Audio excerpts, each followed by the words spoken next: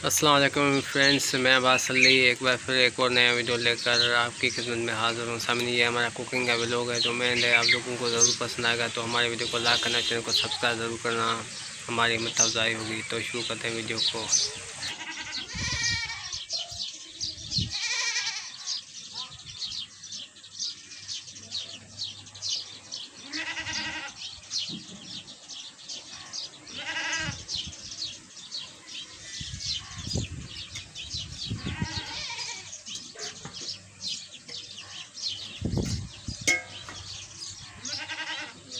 मसर है, प्याज है।